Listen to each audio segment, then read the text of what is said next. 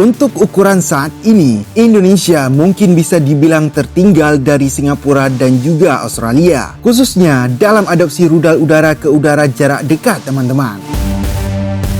Ya, bila kini Indonesia masih menanti kehadiran IM-9X Sidewinder, maka kedua negara tetangga sudah lebih dulu menggunakannya, yaitu IM-9X tersebut, teman-teman. Namun, tahukah kalian teman-teman, bahwa pada dekade 60-an, TNI Angkatan Udara sudah memiliki rudal udara ke udara atau air-to-air missile. Ya, jarak dekat yang cukup canggih pada masanya. Bahkan Indonesia jauh lebih dulu teman-teman, menggunakan rudal udara ke udara dibanding negara-negara di kawasan Asia Tenggara dan juga Australia. Nah teman-teman, rudal ini tak lain adalah K-13 buatan Vaimpel dari Uni Soviet teman-teman. Pada awal kehadiran MiG-21 di tanah air, K-13 menjadi ikon senjata utama yang tak terpisahkan dari MiG-21 Fishbed. Iya.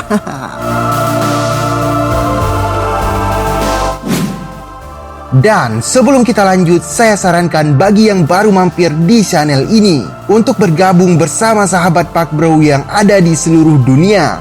Dengan sangat mudah caranya dan gratis guys. Cukup klik tombol subscribe saja. Dan bunyikan logo loncengnya supaya kalian mendapatkan notifikasi pertama untuk video-video terbaru dari kami. Serta jangan lupa like dan juga share ke teman-teman kalian, supaya teman-teman kalian juga tahu apa yang sudah kalian tahu dari video ini guys. Oke guys, terima kasih, selamat menonton, pacu bro. Bukti TNI Angkatan Udara pernah berjaya di lini rudal udara ke udara jarak dekat. Nah teman-teman, Vaimpel K-13 yang dalam kode NATO disebut AA-2 Atoll tak lain adalah rudal jarak dekat dengan jangkauan maksimum 8 km.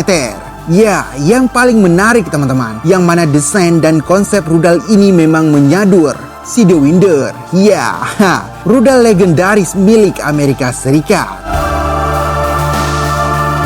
Nah teman-teman, menurut kisah yang beredar luas, pada 28 September 1958, sebuah IM-9B yang ditembakkan dari sebuah F-86 Sabre Taiwan dengan target sebuah MiG-17 Republik Rakyat Cina, tetapi tidak. Akan tetapi rudal tersebut hanya menancap di ekor pesawat MiG dan dibawa kembali ke pangkalan dan menjadi contoh pengembangan rudal Uni Soviet saja. Ya.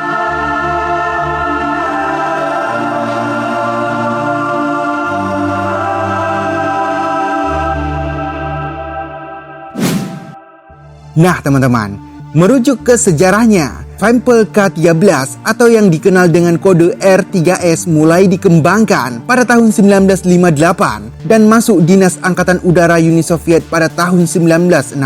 R3S pertama kali diketahui negara barat pada tahun 1996. Lalu diberi kode AA-2A Atoll, kemudian disusul oleh R3 jenis pelacak radar semi-aktif atau SARS yang sekelas dengan IM-9C Sidewinder yang digunakan F-8 Crusader Angkatan Laut Amerika Serikat teman-teman. Yang mana R3 diberi kode NATO AA-2B, lalu versi yang lebih mutakhir K-13M atau R-13M atau IRH dan K-13R atau R-3R SARS dikembangkan pada akhir 1960-an. Ya.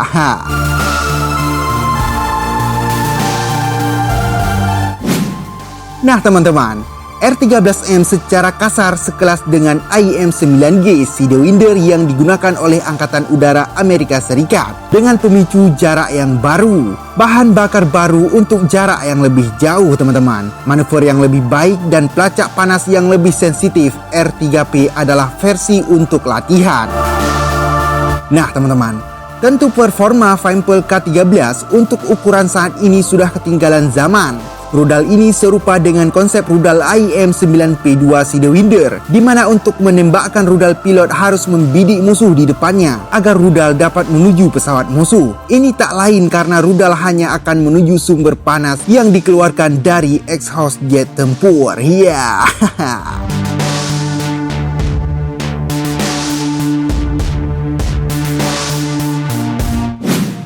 Nah teman-teman, kalian tahu yang mana prestasi Vempel K-13 bisa dibilang tidak terlalu cemerlang. Ada sepanggal kisah menarik yang melibatkan K-13 pada insiden Teluk Sidra di Libya pada tahun 1981, tepatnya 19 Agustus teman-teman. Yang mana saat itu pukul 7.00 waktu setempat, radar kapal induk USS Nimitz mengunci dua sasaran.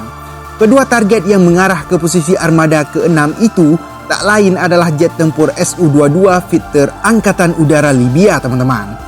Bukan hanya radar dari kapal induk saja, yang mana kedua pesawat yang berpangkalan di sekitar Tripoli itu juga terdeteksi oleh sebuah E-2C Hawker yang terbang di ketinggian 21.000 meter. Wow.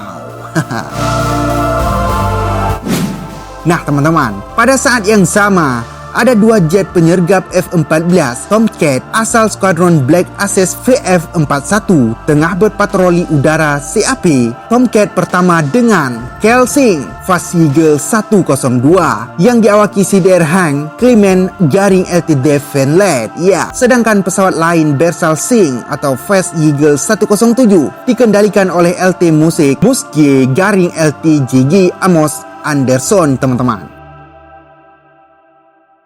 Nah, skuadron ini berpangkalan di kapal induk USS Nimitz. Kedua Tomcat tadi lalu diarahkan untuk mencegat fighter Libya. Wah. Nah, teman-teman, secara umum, jelas kemampuan fighter tak bisa disejajarkan dengan Tomcat. Dari konsep perancangannya saja, kedua jenis jet tadi sudah jauh berbeda. Sukhoi melansir Su-22 fighter untuk keperluan serang permukaan atau ground attack. Artinya, sebuah piranti elektronik dan persenjataan yang diusung dipakai untuk menghantam sasaran darat, teman-teman. Memang rudal anti pesawat juga dibawa fighter. Namun harus diingat bahwa rudal tadi hanya sekedar untuk pertahanan diri, teman-teman. Nah teman-teman, sebaliknya, Grumman mendesain F-14 Tomcat murni bagi keperluan pencegat dan duel di udara teman-teman. Urusan avionik dan persenjataan juga dibuat untuk menghajar pesawat lawan, baik jarak jauh maupun jarak dekat teman-teman. Hanya dalam hitungan menit saja, kedua tipe jet tempur beda konsep dan generasi tadi akhirnya masuk dalam radius tempur. Mereka saling berhadapan, head on. Lalu terjadilah aksi duel di udara. Dua rudal anti pesawat K-13 berpemandu inframerah diluncurkan oleh fighter ke arah Tomcat. Ya, entah karena nekat, panik atau memang tak mengenal karakter teknisnya, kedua rudal tadi malah diarahkan langsung ke bagian muka target. Padahal Atol merupakan rudal pencari panas dan belum berkemampuan all aspek atau menghantam dari segala sudut teman-teman. Alhasil, kedua rudal tadi gagal mengenai targetnya. Wah.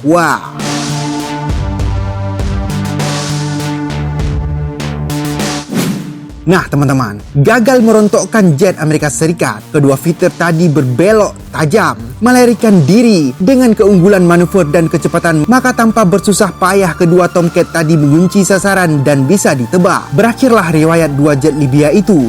Sebuah fighter rontok oleh IM-9L Sidewinder. Bola api disertai getaran hebat memenuhi Teluk Sidra teman-teman. Sebuah fighter yang lain beruntung dapat kembali ke pangkalan meskipun hanya rusak berat terkena hantaman IM-9L Sidewinder. Wah.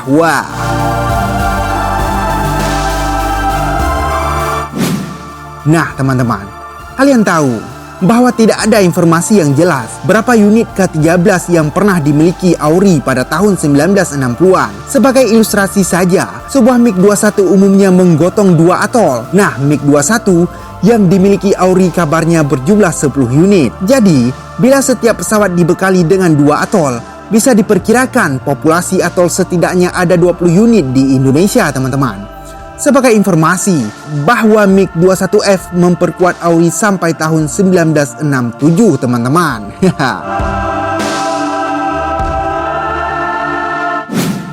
Nah teman-teman, semua varian K-13 secara fisik memang menyerupai Sidewinder dengan diameter 127 mm. Walau berjangkauan 8 km, tapi jarak efektifnya adalah sekitar 1 km teman-teman. Umumnya teman-teman, negara-negara sekutu Uni Soviet menggunakan atol sebagai alutsista andalan, yang mana versi lisensi atol dibuat di Rumania dengan kode A91. Versi Republik Rakyat Cina untuk K-13 adalah PL2 serta PL3 dan PL5 untuk versi yang lebih mutakhir. Wow!